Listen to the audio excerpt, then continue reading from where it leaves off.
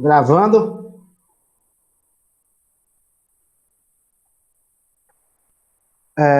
Vamos lá. Todo mundo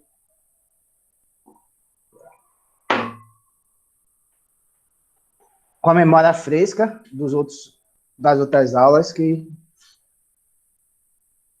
quem tiver com a memória fresca, acho que vai ter mais facilidade de entender hoje do que a gente falou. Vocês estão com a memória fresca? Porque a sociologia contemporânea, ela vai... Tô. Então, pronto. Né? Vai ajudar muito, viu? Ela faz uma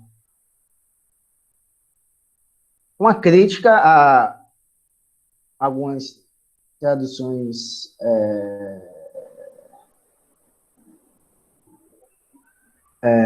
teóricas, né, passadas, e a partir dessa crítica os autores tentam construir sua própria teorização, né? Faz a crítica e a partir dessa crítica constrói aquele que eles entendem pela relação indivíduo e sociedade. É por isso que vai ser importante vocês lembrarem das aulas passadas, porque uma crítica é sempre um diálogo com aquelas proposições e uma tentativa de superação, né? A de Newton, mas lembre-se que essa aula que foi gravada foi sobre os três autores em uma aula só. Então não foi nem longa, foi curta, né? Porque teoricamente, como são, sei lá, 50 minutos de aula, vezes 3, 150 minutos, né? Teria que ter sido mais de 2 horas.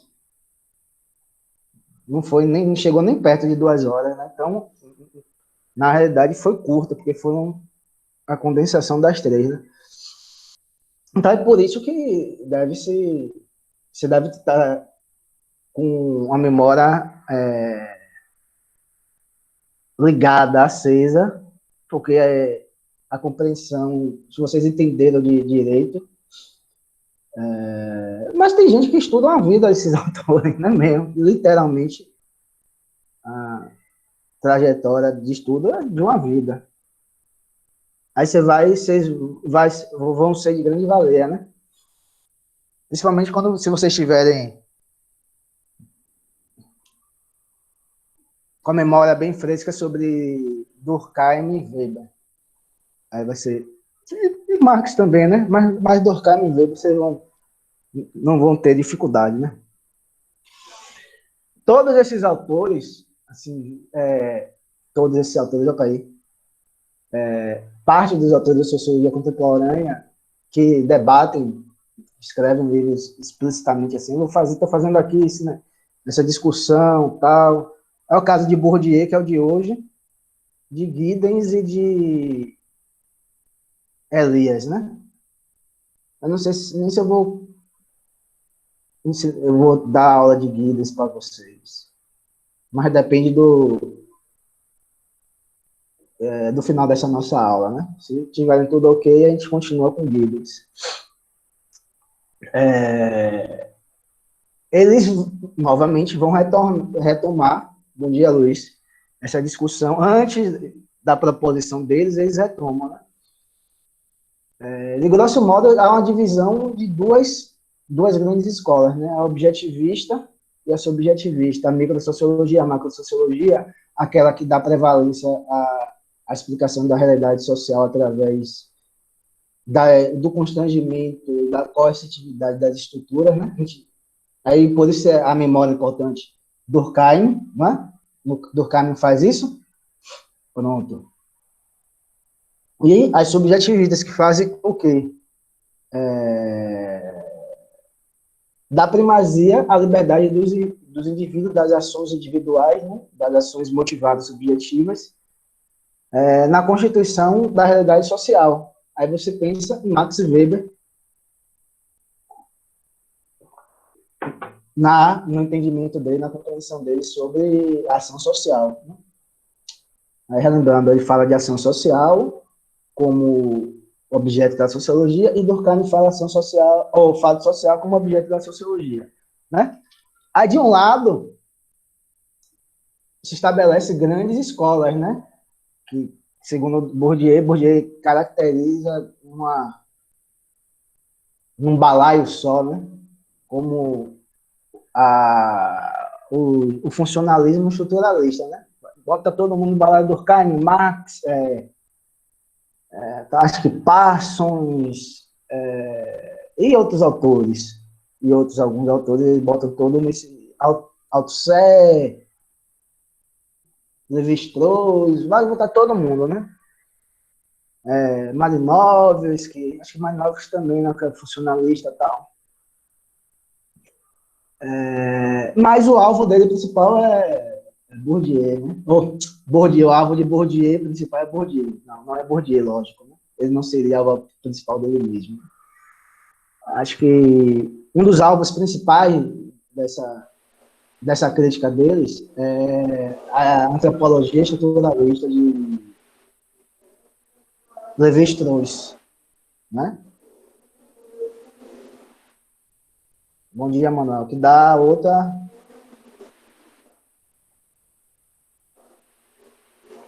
Que daria também, como disseram aí, anos e anos de estudo. Então, esses pensadores diferentes... Adnilton, tem como você desligar o microfone aí, Adnilton? Valeu, meu brother. Qual a unidade de todos esses pensadores tão diferentes entre si? Né? Por exemplo, você não vai pegar... Se vocês pegarem algum dia a antropologia estrutural Não, tranquilo. De Levi-Strauss, você vai ver que é completamente... Não tem nada a ver com o pensamento de Marx, por exemplo, que ele põe nessa grande divisão da escola. Não tem nada a ver. Eu diria que são duas tradições de pensamento que completamente diferentes, apesar dele classificar no mesmo balaio de gato. Aí o que é a unidade que eles enxergam? A unidade que eles enxergam é justamente a interpretação da realidade social, a compreensão, a tentativa de explicação da realidade social, através da existência de determinadas estruturas sociais, que essas estruturas sociais, ou instituições sociais, ou, nos termos de Durkheim, na sociedade e os fatos sociais, são autônomos em relação ao indivíduo, possuem determinadas regularidades, alguma vez, né? E determinam o comportamento dos agentes sociais, ou dos indivíduos. Né? Então, os indivíduos sociais são pessoas que apenas internalizam de forma passiva ou esses constrangimentos estruturais. Aí vocês, novamente, vocês lembram de Durkheim, das três características mais importantes dele, né? Do fato social. Coercitividade, né? Que é a imposição. Se você não fizer, você vai ter algum tipo de sanção. Exterioridade, ou seja, está fora do indivíduo, não é exatamente. E generalidade. Pô, a Ana Carolina já falou. Mas todo mundo está lembrado, né? Aí vocês lembram disso. Essa é basicamente a unidade que ele enxerga, né? Basicamente é isso. Aí ele vai para outro ponto, aí ele vai para as tradições subjetivistas, né? Aí tem a escolha racional que surge depois, né? Você tem o interacionismo simbólico, você tem a fenomenologia, você tem a tradição sociológica que se reporta ao próprio pensamento de Max Weber, você tem outras tradições de pensamento sociológico, né? Enfim. E qual a unidade? Elas também são diferentes, obviamente, elas têm muitas diferenças entre si. Mas qual é a unidade que eles têm? A unidade é justamente o caminho inverso, né? Eles falam, olha, o indivíduo, ele não é constrangido pelas estruturas sociais, pelas instituições sociais. Algumas dessas escolas falam sequer a existência de estruturas sociais.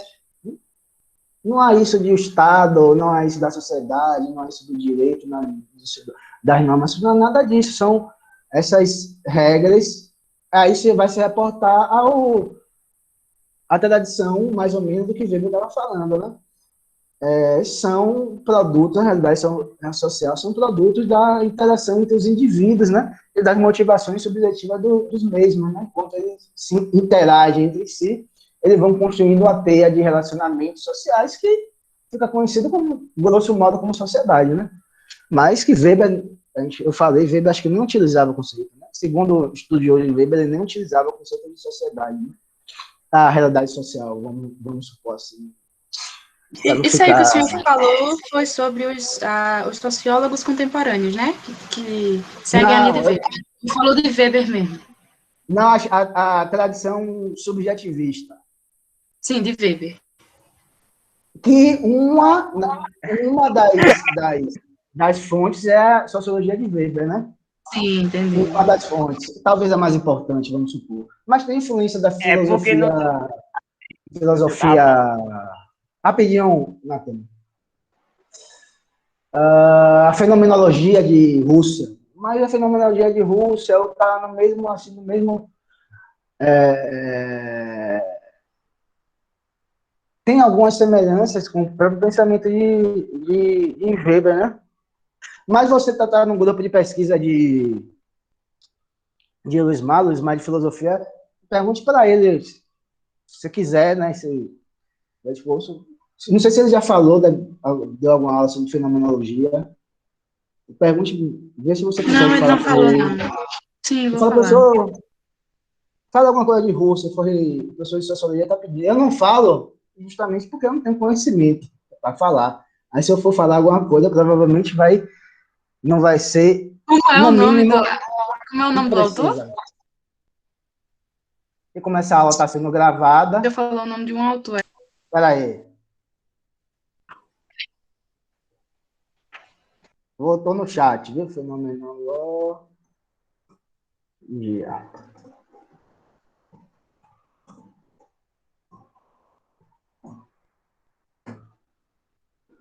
Pronto, tá lá. Anotadozinho. Veja se ele. Mas não abandone a tradição de pensamento do velho barbudo, não, viu? Senão a gente não entende o que a gente está vivendo. O velho barbudo, vocês sabem. Se Natan, você queria falar, diga aí, vá. É porque o senhor não deu para citar direito o que o senhor tinha falado antes, aí a gente ficou meio jogado assim sobre quem você estava falando. Não, porque a gente estava falando sobre. É isso, eu não estou falando sobre autor nenhum ainda, entendeu? Porque ele pega, ele não. Ele. É o que eu estou falando, ele coloca num determinado balaio de gato vários autores diferentes, então não é um autor específico. Mas desses autores diferentes, eles têm alguma particularidade. A particularidade do funcionalismo estruturalista é essa, e das escolas subjetivistas são essas, independentemente do autor particular em questão. A gente não está entrando em nenhum autor. Então, o diálogo crítico é com essa parcela que acha que a estrutura social é autônoma, exterior, etc., e determina o comportamento do indivíduo, e a subjetivista que acha que não há constrangimento, a liberdade, a estrutura social, a realidade social é construída pela interação entre os indivíduos, suas ações subjetivas e tal, sem reportar a estrutura social. Não é nenhum autor em específico. Ele não está falando de nenhum autor específico. Óbvio que ele vai falando ao longo do tempo, mas ele se reporta a isso como se fosse uma unidade mínima, né? Por que ele está falando isso? Porque justamente são autores muito diferentes entre si, mas que carregam uma determinada característica em comum. Mais ou menos aqui a sala tem vários alunos que são muito diferentes entre si, é lógico, né? Tem uns que são flamenguistas, né? Infelizmente. Tem uns que têm mais juízo, né? Que são corintianos, óbvio, né? A Heloísa aí concordou, né? Tem uns que são isso, né? Tem uns que assistem Big Brother, tem outros que não assistem Big Brother, tem um que gosta de sorvete de chocolate. Tem vários, tem vivências completamente diferentes entre si, mas vocês têm uma unidade comum, que é o quê? Todos vocês são seres humanos, são homo sapiens. É mais ou menos como fosse isso. Aí ele fala isso, aí Ademir, eu particularmente concordo com você, mas não faço nenhum julgamento com quem assiste, né? Aí ele fala, pronto, essas interpretações dicotômicas têm suas limitações, ambas, né? A vida social, aí Bourdieu fala, a vida social tem seus constrangimentos exteriores, estruturais, né? O indivíduo não faz o que ele quer. Né? Por exemplo, o indivíduo, quando ele aprende a linguagem, quando ele aprende a se comportar, quando ele aprende a citar, quando ele aprende a falar, quando ele aprende a agir, quando ele aprende os gestos mesmo corpóreos, quando o corpo aprende alguma coisa, ele está aprendendo algo com a existência já anterior, estruturalmente anterior, né? E, por exemplo, a linguagem, o significado das palavras, é um significado que existe independentemente dos nossos valores e existe anteriormente a nós. E nós seguimos determinadas regras, né? Você pega a gramática, né? Você tem regra.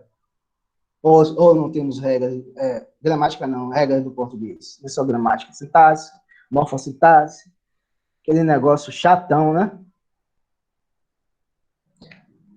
Aqui você fala, em português você fala, porque determinada palavra pertence a uma classe social, mas se ela for determinada por um artigo, ela pode virar substantivo, aquela Babilônia toda do português, né? Que é a linguagem, uma língua muito, muito rica, a nossa língua nativa. Mas a regra é o seguinte, vocês estão no Enem, né? Para um ano faz o Enem e tal, se ainda tiver Enem, se ainda tiver universidade pública, aquela conversa toda que nós temos, né?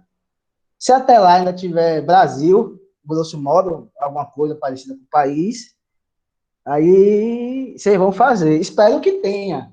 Olha, eu sempre digo a vocês, quando eu falo isso, gente, eu não quero que vocês achem que eu estou torcendo contra para você, como um povo de Bolsonaro fala, o Brasil tá ruim porque tem gente torcendo contra, como se isso influísse. Porque se a gente fosse torcer alguma coisa, eu acho que vocês, obviamente que eu não gosto dele, ficou claro. Mas eu gastaria minha energia torcendo para ganhar a Mega Sena da virada. Né? Eu não ia gastar energia com isso. Eu falei, vou torcer mesmo para ganhar a Mega Sena da virada para marcar aquele churrasco lá em Guarabira, né? Marca em Guarabira, aluga um ônibus grande, né? Depois de todo mundo vacinado, aí chamo toda essa galera que teve aula comigo, todos os professores, etc., faz aquele churrascão, tudo que tem direito, durante 2 dias, viu? Só churrasco aqui, só carne de primeira. Aí depois eu sumo pelo mundo. Mas aí a gente faz aquela comemoração, torcer. Viu? Aí, Ana, você está convidada, viu, Ana? Gostei. Ana está convidada. Natan, você não vai, não? É para morrer de cirrose essa festa. Obrigado. Rapaz, não vai ter bebida alcoólica, não. Só vai ter. Eu não vou, não, professor. Me deixa quieto. Eu não Valeu, bebo. galera. Eu falei a turma toda, gente. Maria, Helena, Anderson, Manuel, Laberta, todo mundo convidado, né? Então, não é porque eu estou torcendo contra, a gente estava dizendo que eu não estou torcendo contra com vocês, mas é um processo complicado, né? Acho que vocês têm mais ou menos noção, né? Aí Bourdieu fala que ambas estão... Não é, olha só, ele não fala assim, ó, ambas as tradições de pensamento estão erradas. Ele não está falando isso, ele fala assim, olha, ambas as tradições de pensamento, tanto o funcionalismo estruturalista, a escola objetivista, quanto a tradição subjetivista de análise social, elas pecam em sua análise unilateral. Não é análise unilateral, que ela só dá demasiada importância à estrutura social e esquece da subjetividade, da possibilidade de ação reflexiva dos indivíduos, e a outra dá uma importância muito grande da ação social, da racionalidade individual, da possibilidade de reflexão por parte do indivíduo, e não reporta nenhum tipo de constrangimento externo de falar. Eles não estão errados, eles estão equivocados no sentido que eles são unilaterais. A vida social é como se fosse a união entre os dois, né? Aí ele vai falar, são dois, em sua análise sociológica, são dois conceitos, né, importantes, centrais, para Bourdieu, na tentativa de explicar sua nova tradição teórica, vamos dizer, né? Que é o conceito de campo, aí você grava um campo, e o conceito de hábitos. Hábitos, com US no final, não é hábito, não. Hábitos, né? Conceito de campo e hábitos, né? Aí tá, vamos ver, dizer assim o que é conceito de campo. Vamos lá, quem estiver anotando, pode anotar, vou falar devagar, né? Aí o campo é apresentado como um espaço estruturado. Aí quem estiver copiando, sublinha, bota aquele negócio colorido, né? Esqueci o nome. Bota entre parênteses, né? Bota qualquer coisa de destaque, né? Para essa palavra estruturada, né? No qual os agentes interagem e competem por uma posição que os projetem como detentores de poder e os permitem exercer. Mais adiante, a noção de campo conduz à reflexão quanto às relações objetivas que são constitutivas da estrutura e que orientam as lutas entre os agentes para sua conservação ou transformação. O campo caracteriza-se por ser um espaço de conflito, um sistema de relações objetivas, ponto.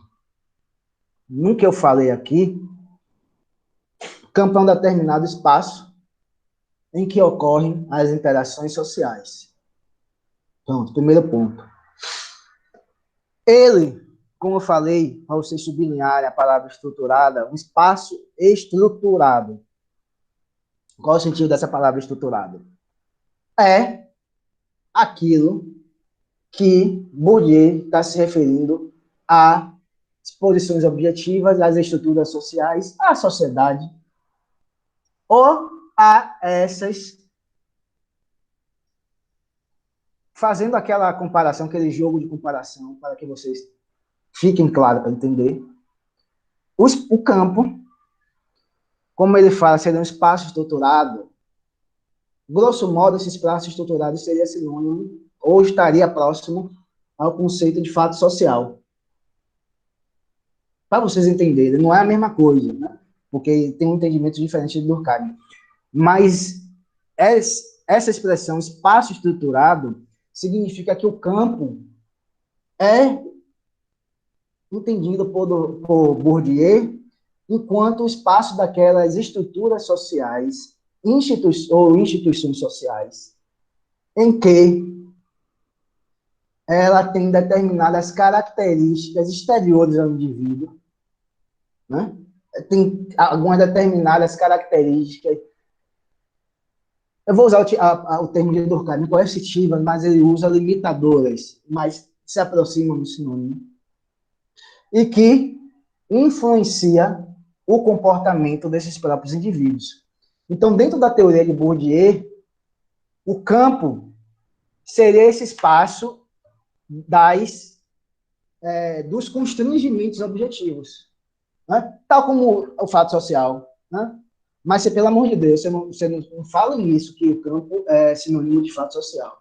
Eu estou falando isso, gente, para vocês terem para que fique um pouco claro que a teoria de Bourdieu, ele tece essa compreensão do campo enquanto espaço do constrangimento dessas estruturas sociais. Está sendo claro? Então, o campo se assemelha ao conceito de fato social que Durkheim estava lá falando, né? Então, o espaço é isso. Os indivíduos estão em um determinado espaço estruturado. Essa expressão estruturada é sinônima de estrutura social, de coerção social, etc. É o espaço da coerção social, né?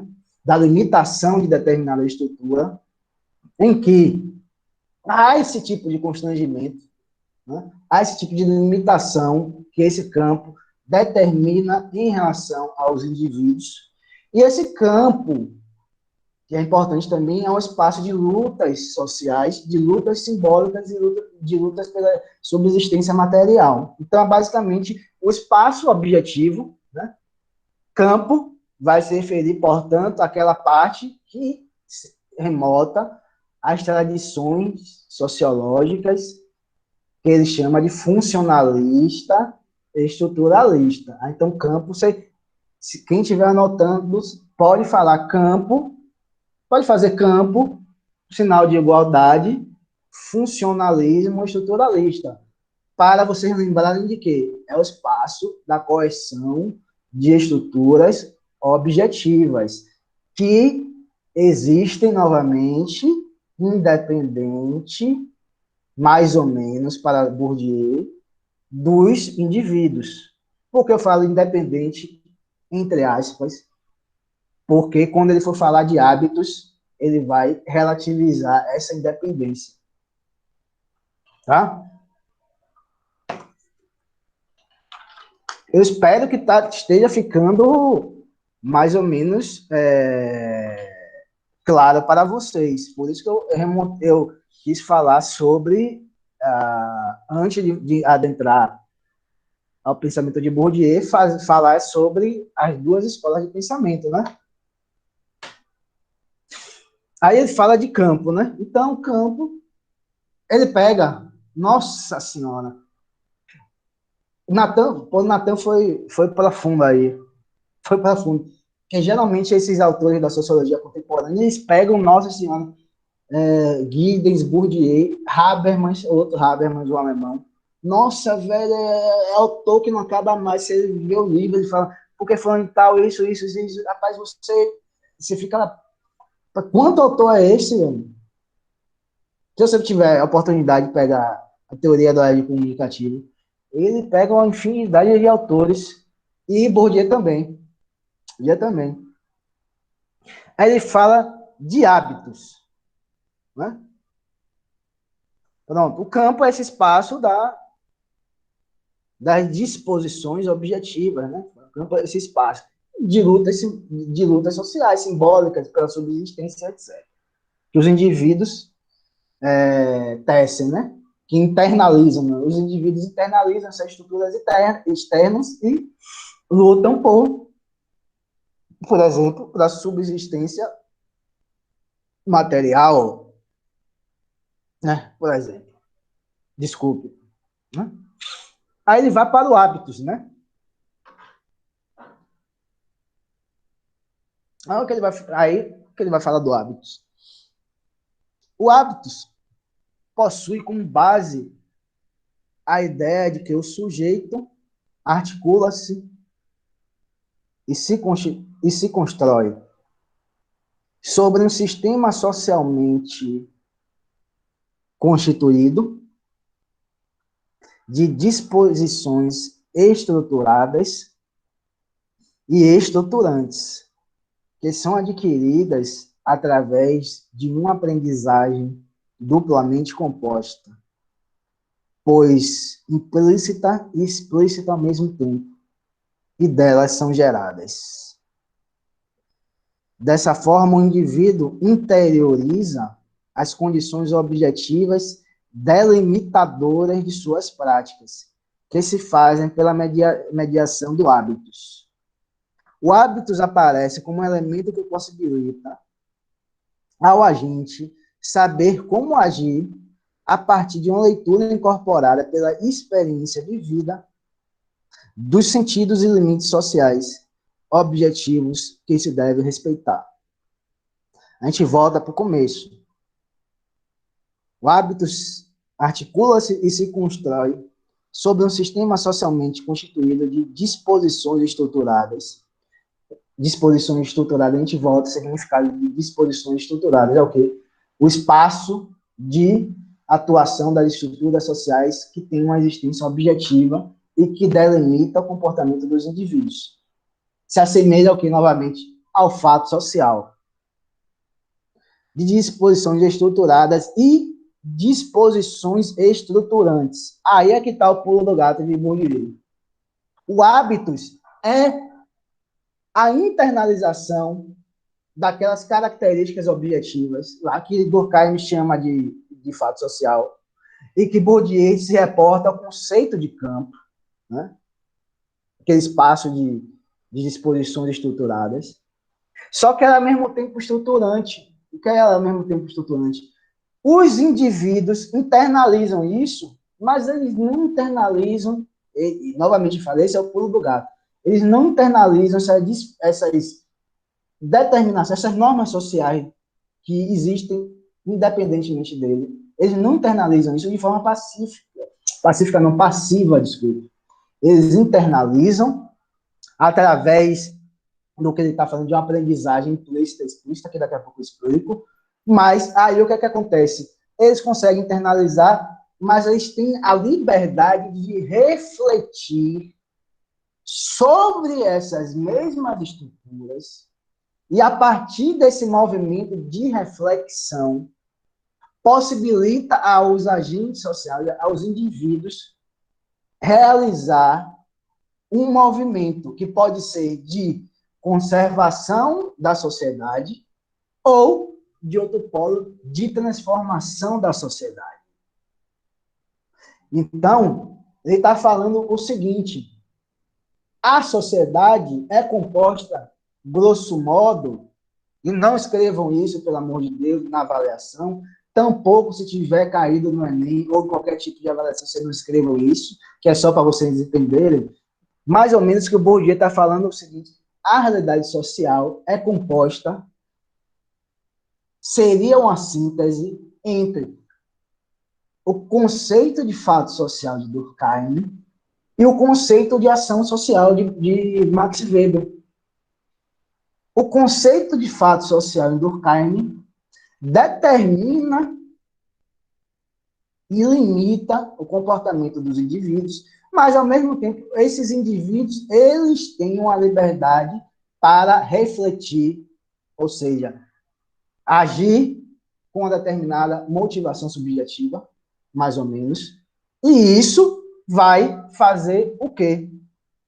Um movimento de retroação que pode ser tanto numa direção de conservação da sociedade, como, em alguns momentos, uma relação de transformação da sociedade. Se eu não estou enganada, é Marx que fala isso, né? Que tem essa questão de conservação e transformação. Não, peraí, Ana, não é autoinfluência. Rapidinho, Ana, que eu respondo a você. Não é autoinfluência, uma autoinfluência, não. O indivíduo, ele vai reagir de forma racional, no caso, a determinações da sociedade. É a sociedade que está impondo. Por isso que alguns intérpretes da teoria de Bourdieu apontam que, apesar dele tentar realizar uma síntese entre as escolas objetivistas e subjetivistas, ele tende a pesar a mão mais nas estruturas objetivas para explicar os comportamentos individuais. Ele tenta fazer isso, mas, no fundo, ele não consegue. Ele não consegue sair. Né? Ele fala, o peso um pouco maior. Se fosse botar na balança, ele busca fazer um equilíbrio, né? Todos esses autores têm que fazer um equilíbrio, né? Entre objetivismo e subjetivismo. Mas alguns estudiosos de Bourdieu falam que ele não consegue esse equilíbrio, então ele pende um pouco para a direção das estruturas sociais como determinação dos indivíduos. É isso. Ana Carolina, de certo modo, parece, né? De certo modo, lembra, mas tem muitas diferenças, né? Muitas diferenças que eu não posso nem apontar aqui. Mas, por exemplo, a crítica de Bourdieu, a questão da centralidade do conceito de classe social no marxismo, né? Ele fala que tem outras determinantes, etc., que Marx também leva em consideração, né? A questão... deixa eu ver outra coisa. Outra diferença. Nossa, meu Deus. A própria... eu não sei se... Eu parei para pensar, né? Depois. Aí, como a pessoa, professor, que nos fala, talvez possa estar errado, né? Mas eu noto uma diferença bastante grande entre esses autores e Marx, né? Em linhas gerais, eles estão falando quase a mesma coisa, né? O indivíduo determina e é determinado. Exatamente, Antônio. Exatamente. É que alguns intérpretes de Bourdieu falam. E a sociedade é coercitiva e tem abertura para transformação. Né? Basicamente, eles estão falando a mesma coisa, tanto Marx como Bourdieu. Mas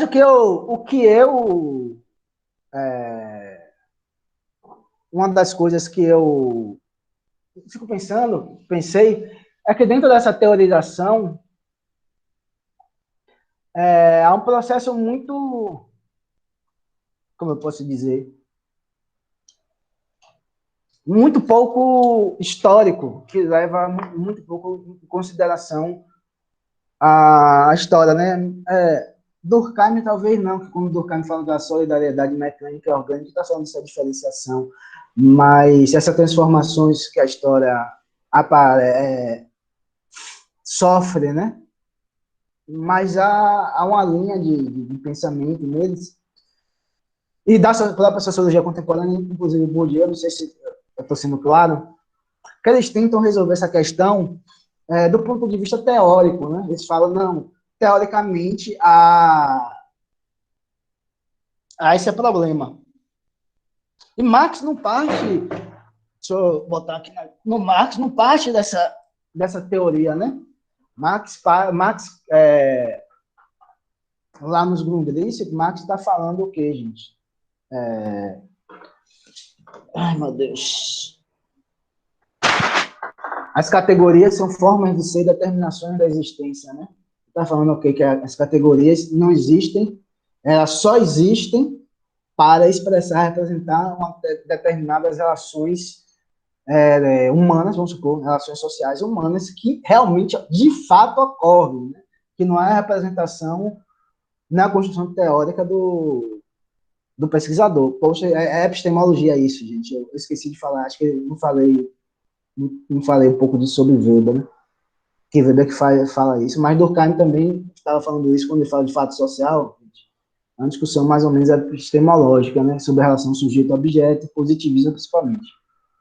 Por que eu estou falando isso, que esquece um pouco da história?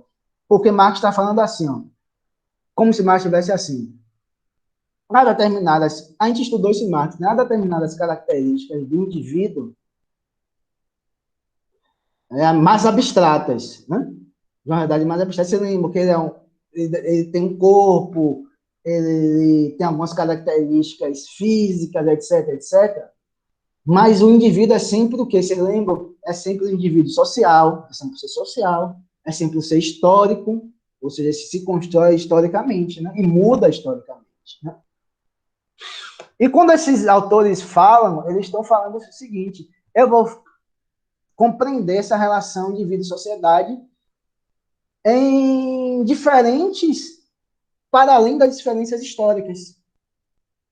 Então, a relação de entendimento de indivíduo e sociedade que está em Bourdieu, se eu não estiver errado, ela serve para entender a relação entre indivíduo e sociedade em qualquer tempo histórico. Ou na sociedade capitalista, ou na sociedade feudal, ou na sociedade escravista. Eu não vejo de fazer essa diferenciação, de falar, olha, meu entendimento da relação de indivíduo e sociedade é só para a sociedade capitalista.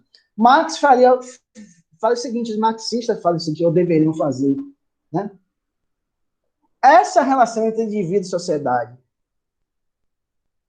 ela vai se transformando ao longo do tempo e do espaço, sendo influenciado por questões políticas, culturais, etc., por toda essa riqueza da vida em sociedade.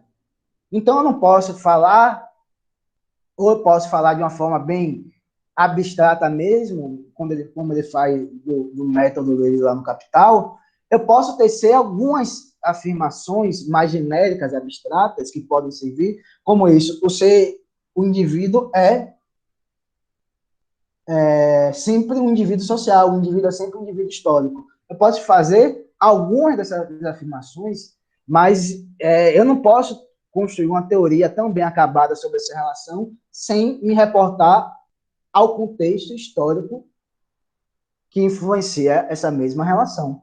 Ou seja, eu vou só dar um exemplo, né? Porque foi a Ana Carolina que fez essa pergunta, né? Fez, né? Parece, mas eu estou apontando as diferenças. Espero que eu esteja sendo inteligível para vocês. É como se... Imagine um diálogo entre... Eu sempre faço isso. Tá lá Durkheim e Marx explicando. Aí Marx está falando sobre fato social, a Durkheim está falando fato social, todo aquele o modo de agir, se comportar, etc., exterior, coercitivo, né? Geral, blá, blá, blá, blá, blá, que a sociedade impõe aos indivíduos determinadas normas de comportamento, Marx, que os indivíduos não podem fugir a essas normas de comportamento, Marx. Então, você faz isso porque a sociedade determina, Marx, e prova o contrário, que a sociedade não determina o comportamento dos homens. Marx vai falar. Durkheim, que sociedade, Durkheim? Durkheim, ele fala assim, Durkheim, que sociedade? Pegando aquela barba, que ele tinha barbona, né? Tipo Papai Noel. Que sociedade, Durkheim? Em que tempo histórico, Durkheim? Sobre que condições econômicas, Durkheim? Sobre qual fundamentação, sobre qual diferença entre classes sociais, Durkheim? Você não pode fazer isso, Durkheim. Uma sociedade seguida em classes sociais, como a sociedade capitalista, evidentemente que você vai encontrar essa coerção da sociedade sobre os indivíduos. Porque é uma sociedade de natureza irracionalista, não racional. As forças do mercado determinam o comportamento. O Estado é vivenciado como uma instituição exterior aos indivíduos, que coage os indivíduos a se comportar de determinada forma e não de determinada forma. Os indivíduos têm pouca liberdade de agir, apesar de, ideologicamente, ser o momento histórico de maior desenvolvimento do indivíduo, mas ele não tem essa liberdade toda, porque ele é constrangido pelas forças do mercado, por exemplo. Então, Durkheim, você não pode falar que a sociedade é assim hoje e era assim na Grécia Antiga, pelo menos para os cidadãos livres. Então, Durkheim, põe a história, óbvio, exatamente, põe a história. Numa sociedade comunista, hipoteticamente comunista, ou na outro tipo de sociedade, Durkheim, como a atividade econômica e as relações econômicas seriam construídas de forma consciente, né? O que o comunismo, ao contrário do capitalismo, é um tipo de sociedade que a atividade econômica vai ser dirigida de forma consciente pelos indivíduos. Né? Essa coercitividade das leis sociais, ela vai ser muito menor.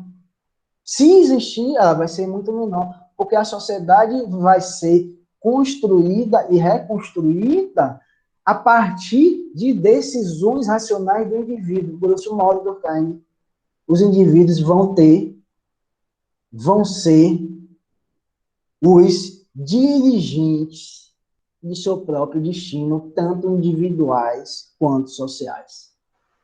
Então, Durkheim, o fato social esse peso que você está dando na sociedade é de um momento histórico preciso em que há um extremo desenvolvimento do estranhamento.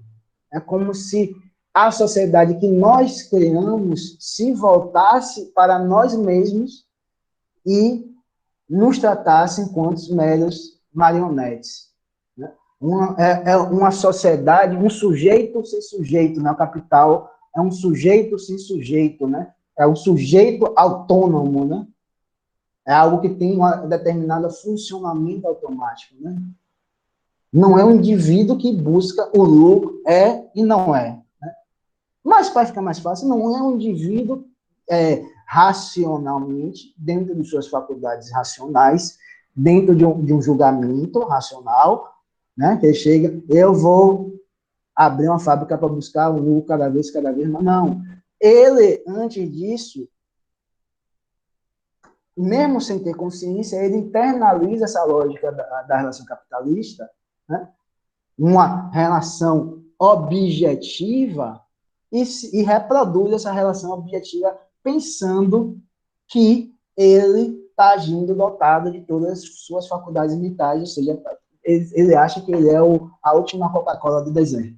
Então, finalizando essa relação entre indivíduo e sociedade, segundo para Marx, uma diferenciação entre todos esses autores, vai depender do contexto histórico de cada tipo de sociedade. Isso não quer dizer que ele tem algumas características mínimas, né?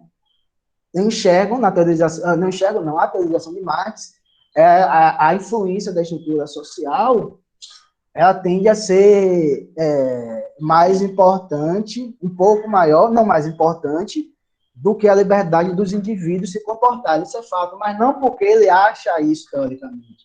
É porque a própria realidade está dizendo a ele que é. Como eu falei nas outras aulas, gente. O indivíduo não existe fora de sociedade. Quem fala isso é ideólogo que quer vender a sociedade capitalista como uma última sociedade possível no decurso histórico da humanidade. Não existe indivíduo fora de sociedade. O indivíduo largado, nascido lá, ele morre.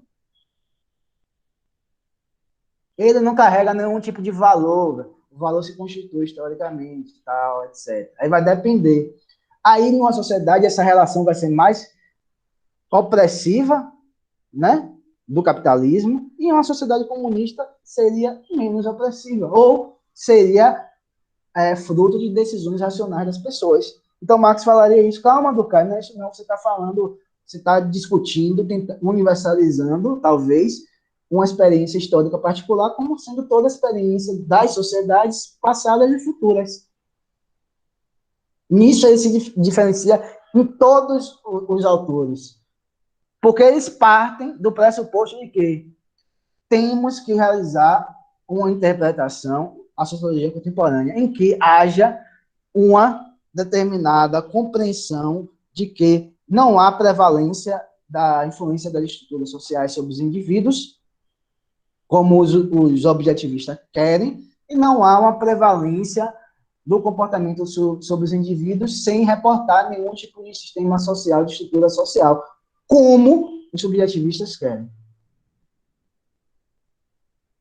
Entendeu? Eles partem disso. Tem que haver um equilíbrio. Eles não fazem essa pergunta interessante, né? E o Cax, que vai trabalhar isso muito em ontologia, ele não faz a pergunta como a realidade é, de fato. Porque eles não discutem ontologia, né? A filosofia deixou de discutir ontologia, né? Tal coisa, né? Aí você pergunta, viu, Ana Carolina, o que é ontologia? Você não tem o que é ontologia, professor? É a possibilidade de se fazer uma ontologia materialista? Não se pergunta, então eles partem de um problema puramente teórico, né? Temos que achar um meio termo nesse tipo de análise. Mas se a realidade não for esse meio termo? É interessante que as pessoas falam, Todos esses autores caracterizam Marx enquanto na escola funcionalista e estruturalista. Todos. Bourdieu, acho que até abre tem uma interpretação um pouco melhor de Marx, que ele vai falando, olha, Marx também naquela coisa de a estrutura, até que não há espaço para o indivíduo, eles argumentam isso, né? Mas eles criticam muito as tais leis econômicas, leis tendenciais da economia, né? Que Marx fala, né? As leis do capitalismo, etc, etc. Aí eu pergunto a você, Marx está lá falando, não há leis, não é isso, só indivíduos. Só o comportamento dos indivíduos, tal. Você já viu alguém abrir um negócio para não objetivar um lucro?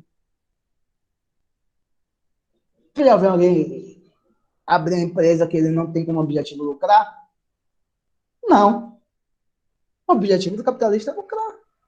Você já viu algum empresário não trabalhar para que seu lucro sempre aumente ao longo do tempo? O capitalista quer sempre que o lucro aumente ao longo do tempo. E isso ele vai explorar, ou vai explorar mais a mão de obra, vai desenvolver novas tecnologias, para aumentar a produtividade, ou vai investir em bolsa de valores.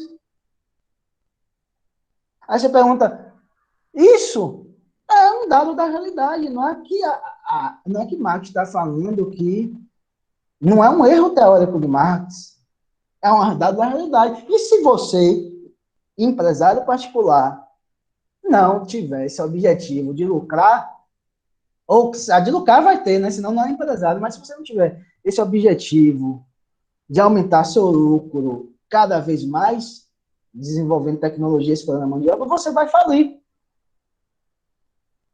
É óbvio, então é uma lei, é uma regularidade social.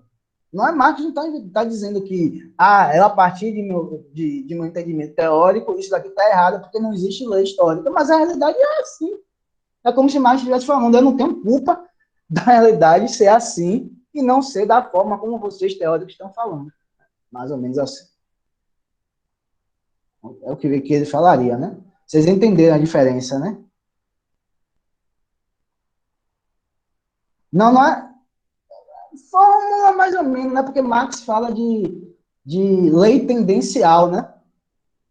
As leis econômicas tendenciais. Por que ele fala de lei tendencial? Porque não há lei como existe no mundo físico, né? Há determinadas regularidades sociais, mas há possibilidade de ação das classes sociais, dos grupos sociais, em mudar essa lei, talvez entre amortizar um pouco o peso dessas leis, né? Quando ele fala da lei tendencial da queda da taxa do lucro, ele fala das contratendências que o capital se utiliza para segurar essa queda do lucro, por isso que é tendencial, porque se refere à vida em sociedade, e a vida em sociedade, apesar de haver regularidades sociais, segundo Marx, há possibilidade de abertura justamente para que os indivíduos ajam de determinada forma. Os grupos sociais, eu digo sempre, não é um indivíduo isolado, mas os indivíduos organizados em grupos sociais que ajam de determinada forma e modifiquem determinada lei. E, no limite, modifique a própria sociedade, né? A próprio modo de produção, no caso. Por isso que é lei tendencial. Marx fala em lei tendencial.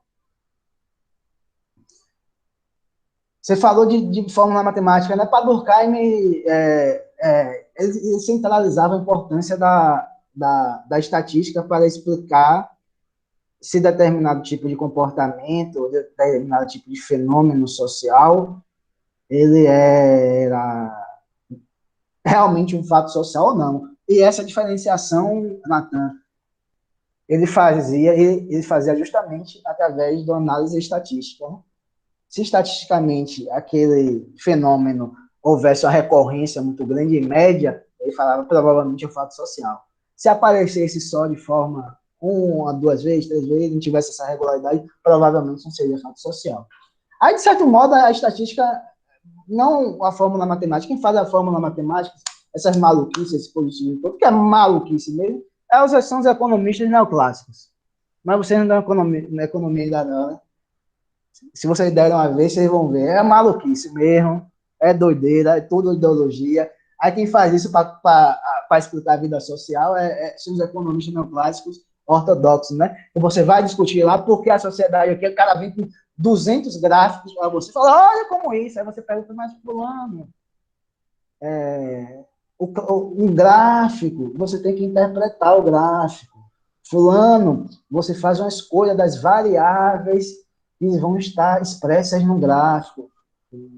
Fulano, para interpretar um gráfico, você tem que ter uma teoria. Natan, vamos nessa.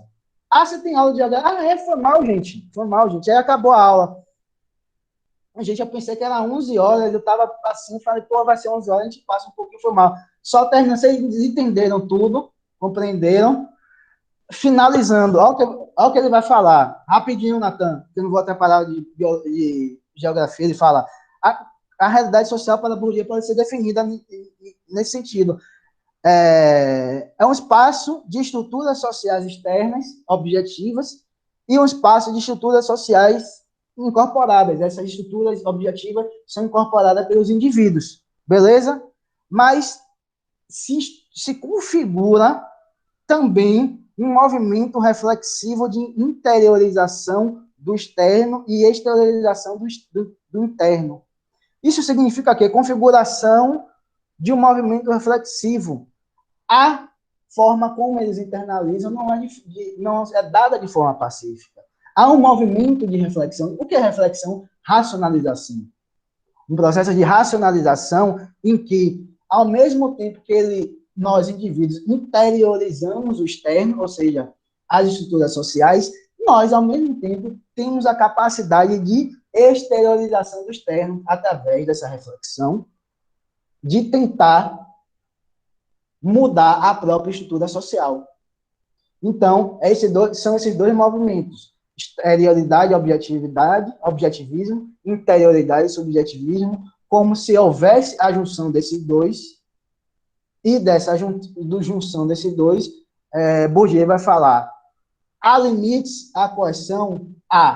Mas há espaço para o comportamento, para a mudança dos indivíduos, há espaço para a racionalidade, que ele explica através principalmente dos conceitos de campo, que é aquele espaço estruturado de condições objetivas que limitam o comportamento dos indivíduos, e hábitos, que hábitos são a internalização desses valores objetivos, ok? Mas que, ao mesmo tempo, um processo de reflexão, de abertura para a racionalidade dos indivíduos, etc., que eles vão realizar um movimento de retroação perante a sociedade em direção a uma conservação, que na maioria dos casos é a conservação, ou em direção à superação, a uma revolução social.